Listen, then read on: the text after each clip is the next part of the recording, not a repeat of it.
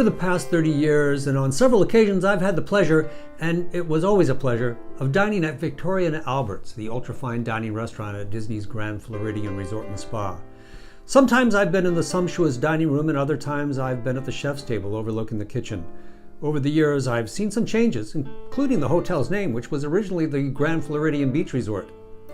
But through all of my visits, there remained one welcome constant. Scott Hunnell was always at the helm in the kitchen. My most recent visit, a return to the chef's table, marked the first time in my 3 decades of dining there that Hunnell was not in the kitchen. He now is the executive chef for all of the hotel's restaurants. And now running the day-to-day operations of Victoria Albert's kitchen is Amy Rivera as chef de cuisine. And with all the other changes that have occurred over the years, I'm pleased to announce another constant. The experience of dining at Victoria Albert's is still luxurious and sublime, and though pricey, a bargain for true aficionados of fine food.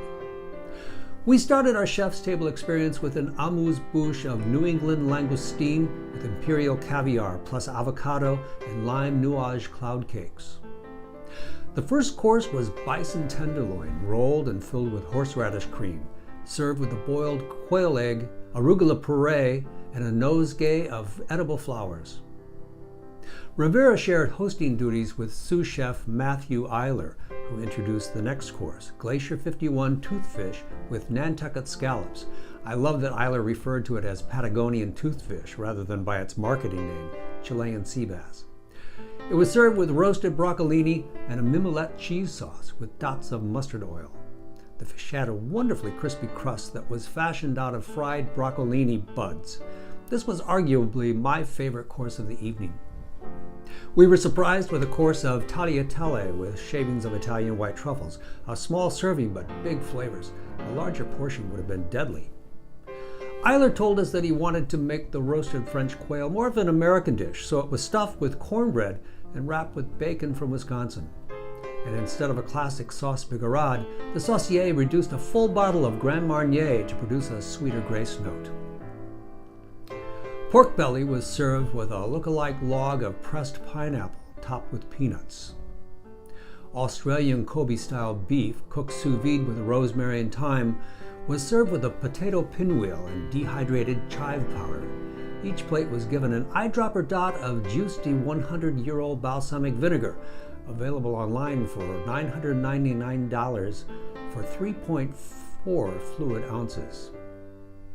With the main savories over, it meant that the meal was beginning to end, just 4 or 5 courses to go.